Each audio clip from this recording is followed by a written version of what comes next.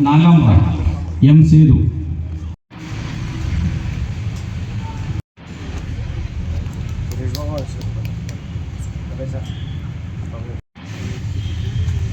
എട്ടാം ward Nellikkattu P V Vidyalatha. ഒമ്പതാം ward Balla east K V Radha. പത്താം ward A C Nagar A Rajan. 11ാം ward Adambil A V Pradeep Kumar. 12ാം ward Vallath K V Ratheesh.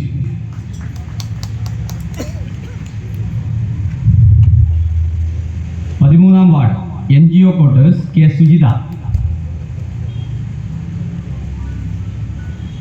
14ാം ward Lakshmi Nagar Rajil Karat.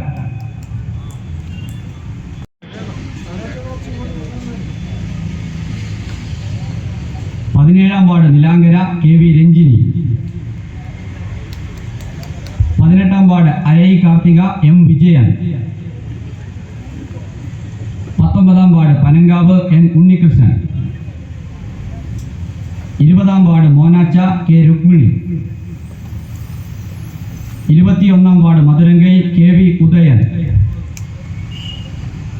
22ാം ward Chathurakkinar K P Minimol.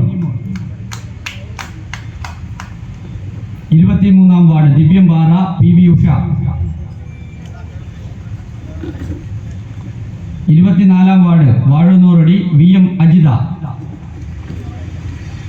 25ാം ward Puthukkai K V Sajitha. 26ാം ward Aingoth Gracy Stephen.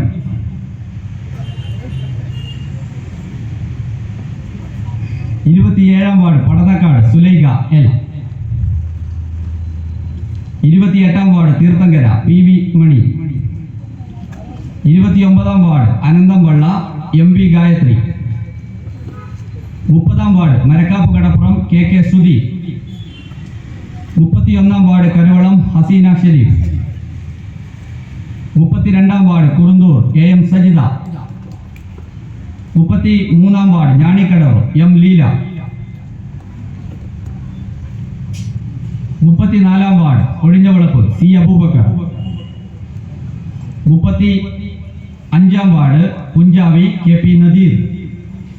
36ാം ward Moovarikkundu Fousiya Sharif.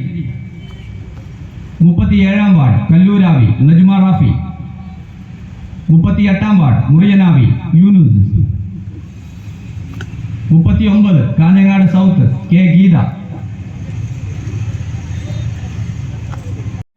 Zarina Shafi. 41 Aviyil P Aneesh. 42 Kanhangad Kadappuram Praseena Muriyanavi. 43 Hosdurg Kadappuram Salam Kerala. 44 Kushal Nagar Santhosh Kushal Nagar. 45 municipal office M Stephen Joseph. 46 SN poly K T Savithakumari. 47 Meena PS Rajashree.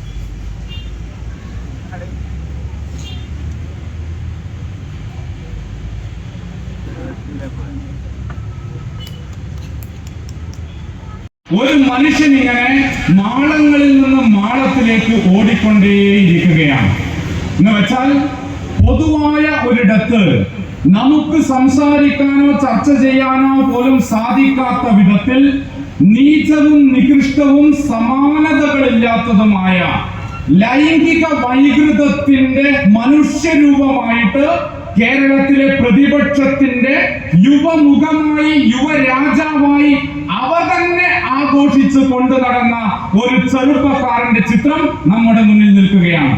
ആ ചെറുപ്പക്കാരനാണ്, ആ യുവാവാണ് കേരളത്തിലെ പ്രതിപക്ഷത്തിന്റെ ഈ തെരഞ്ഞെടുപ്പ് കാലത്തെ എന്താണ് കേരളത്തിലെ പ്രതിപക്ഷം എന്ന ചോദ്യത്തിന്റെ ഉത്തരം. ഇങ്ങനെ എന്തെല്ലാം അനുഭവങ്ങൾ നമുക്ക് കാണാൻ വേണ്ടിയിട്ട് സാധിക്കും. നിങ്ങളുടെ നാട്ടിലാണല്ലോ 2019 മാത്രം ഒരു 6 കൊല്ലം മുമ്പ് മാത്രം MLA ആയിട്ട് തിരഞ്ഞെടുക്കപ്പെട്ട ഒരു മനുഷ്യൻ 100-ലധികം കേസുകളിൽ പ്രതിയാക്കപ്പെട്ടിട്ട് നാട് കണ്ടിട്ടുള്ള ഏറ്റവും വലിയ കൊള്ളകളിൽ ഒന്നിന്റെ ഭാഗമായിട്ട് എഴുതി ചേർക്കേണ്ടി വന്നിട്ടുള്ളത്. എത്ര അനുഭവങ്ങളാ. നമ്മുടെ തൊട്ടടുത്ത ജില്ലയാണ് വയനാട്. നമ്മളെല്ലാം 2 ദിവസം ഒഴിവ് കിട്ടിയാൽ ഒരു ആശ്വാസത്തിന് വേണ്ടി, സന്തോഷത്തിന് വേണ്ടിയിട്ട് ചുരം കയറി എത്തുന്ന സ്ഥലമാണ് വയനാട്. ആ വയനാട്ടിലാണ് 2 മനുഷ്യർ ആത്മഹത്യ ചെയ്തത്. ഇതിനായിരുന്നു സ്വന്തം പാളയത്തിൽ സ്വന്തം കൂട്ടം ആളുകൾ കൊള്ള നടത്തി. ആ നടത്തിയ കൊള്ളയെ ചോദ്യം ചെയ്തതിന്റെ പേരിൽ ചോദ്യം ചെയ്ത 2 കോൺഗ്രസിന്റെ ജില്ലാ നേതാക്കന്മാർക്ക് ആത്മഹത്യ ചെയ്യേണ്ടി വന്നിട്ടുള്ള അനുഭവത്തിന്റെ പശ്ചാത്തലത്തിൽ കൂടിയാണ് ഈ തെരഞ്ഞെടുപ്പ് നടക്കുന്നത്. സാധാരണ ഇത് അധികാരമുള്ളവർ ഭരണപക്ഷത്തിനകത്ത് നടക്കുന്ന സംഭവങ്ങളാണ് ഇതൊക്കെ. പക്ഷേ ഇതെല്ലാം ഇന്ന് കേരളത്തിൽ നടക്കുന്നത് പ്രതിപക്ഷത്തിന്റെ ഉള്ളിലാണ്. അതേ ജില്ലയിലാണ് മുണ്ടക്കൈ, ചൂരൽമല. ഈ നാടിന് മറക്കാൻ വേണ്ടി പറ്റില്ല. 300-ലധികം മനുഷ്യരുടെ ജീവൻ ഒരു രാത്രിയുടെ 4/1 സമയത്തിനകത്ത് പ്രളയം കവർന്നെടുത്ത, മണ്ണ് കവർന്നെടുത്ത ദുരിതമയമായിട്ടുള്ള ഒരു രാത്രി. അതിന്റെ തൊട്ടടുത്ത ദിവസങ്ങളിലാണ് ഡിവൈഎഫ്ഐക്കാരായിട്ടുള്ള ചെറുപ്പക്കാർ വയനാട്ടിലെ കാടുകളിലേക്ക് കയറിപ്പോയത്. വയനാട്ടിലും തൊട്ടടുത്ത മലപ്പുറത്തേക്ക് ഒഴുകുന്ന പുഴകളിലേക്ക് അവർ ഇറങ്ങിച്ചെന്നത് ഇതിനു വേണ്ടിയിട്ടായിരുന്നു. മനുഷ്യർ ജീവനോടെ ഉണ്ടോ എന്ന് അന്വേഷിക്കാൻ വേണ്ടിയിട്ടല്ല, ജീവനോടെ ഉണ്ടാകാനുള്ള സാധ്യത ഉണ്ടായിരുന്നില്ല. മരിച്ചുപോയ മനുഷ്യരുടെ മൃതശരീരം തപ്പിയിട്ടുമല്ല, പിന്നെന്തിനു വേണ്ടിയിട്ടായിരുന്നു? ശരീരത്തിന്റെ ഏതെങ്കിലും ഭാഗം കിട്ടുമോ എന്ന് അന്വേഷിച്ചുകൊണ്ട്. ഒരു കൈവിരൽ അല്ലെങ്കിൽ ഒരു നഖം, ഒരു മുടിയുടെ ഇതിനു വേണ്ടിയിട്ടാ, ഒരു മാംസത്തുണ്ട്, ചിതറിത്തെറിച്ചു പോയ കൈയുടെയോ കാലിന്റെയോ ഒരു ഭാഗം ഇതിനു വേണ്ടിയിട്ടാ, മരിച്ചു എന്നൊന്ന് ഉറപ്പിക്കാൻ വേണ്ടിയിട്ട്, ജീവിച്ചിരിക്കുന്നില്ല എന്നൊരു ഉറപ്പിന് വേണ്ടിയിട്ട്, അങ്ങനെ ഒരു വിരല് കൊണ്ടെങ്കിലും പോയി അവരുടെ ബന്ധുക്കളോട് പറയാൻ വേണ്ടിയിട്ട് ഇനി കാത്തിരിക്കരുത്, മരിച്ചു പോയിരിക്കുന്നു എന്നുറപ്പിക്കാൻ വേണ്ടിയിട്ട്. സമാനതകളില്ലാത്ത ഈ ദുരന്തത്തിലേക്കാണ് നമ്മുടെ നാട് ഒരു കാലത്ത് കടന്നു പോയിട്ടുണ്ടായിരുന്നത്. മറന്നു പോകരുത്. മാസങ്ങൾ ഒരുപാടൊന്നും ആയിട്ടില്ല.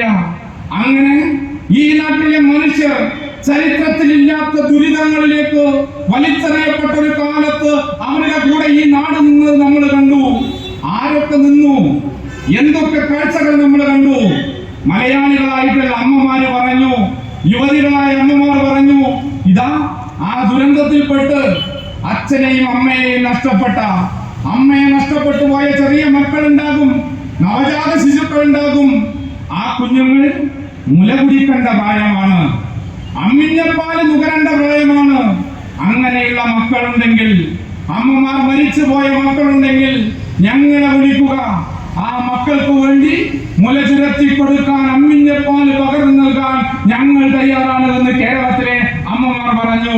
അപ്പോഴെന്താ വലതുപക്ഷം ചെയ്തത്? കേരളത്തിലെ കോൺഗ്രസ് എന്താ ചെയ്തത്? കേരളത്തിലെ ഗ്രാമങ്ങൾ, നഗരങ്ങൾ മുഴുവൻ നടന്നിട്ട് മുണ്ടക്കൈ, ചൂരൽമല ദുരന്തത്തിൽപ്പെട്ട മനുഷ്യർക്ക് വീട് നിർമ്മിക്കാൻ എന്ന പേരിൽ പണം ശേഖരിച്ചു. ഇന്നോ ആ പണത്തെ കുറിച്ച് ചോദിക്കുമ്പോ ഒരക്ഷരം മറുപടിയില്ല. നിങ്ങൾ ആരാണ് ചോദിക്കാനെന്ന് ചോദ്യം ചോദിച്ച മാധ്യമ പ്രവർത്തകരോട് തിരിച്ചു ചോദിച്ച് അവരെ പരിഹസിക്കുന്ന AICCയുടെ നേതാക്കന്മാരെ നമ്മൾ കണ്ടുകൊണ്ടിരിക്കുന്നു. ഇക്കൂട്ടരങ്ങാൻ ഈ കേരളം ഇന്ന് ഭരിച്ചിരുന്നെങ്കിൽ എന്താകുമായിരുന്നു എന്നാണ് നമ്മുടെ എല്ലാം മനസ്സിലുള്ള ചോദ്യവും ആശ്ചര്യവും അതേസമയം ആശ്വാസവും. ഭരണപക്ഷത്തില്ലാതിരിക്കുമ്പോൾ ഇതുപോലെ സ്ത്രീപീഡനത്തിന്റെ, സ്വജനപക്ഷപാതത്തിന്റെ, അഴിമതിയുടെ, കൊള്ളയുടെ, കള്ളക്കണക്കെടുപ്പിന്റെ മുഖചിത്രമായിട്ട് കേരളത്തിലെ പ്രതിപക്ഷം നിൽക്കുമ്പോഴാണ് മനുഷ്യാന്തസ്സിനെ ആകാശക്കോട്ടകളോളം ഉയർത്തിയ അഭിമാനത്തിന്റെ, ആത്മവിശ്വാസത്തിന്റെ തേരിലേറിക്കൊണ്ട് കേരളത്തിലെ ഇടതുപക്ഷം ഈ തെരഞ്ഞെടുപ്പിനെ നേരിടുന്നതും തിരഞ്ഞെടുപ്പ് നടക്കുവാൻ ദിവസങ്ങൾ ബാക്കി നിൽക്കെ തന്നെ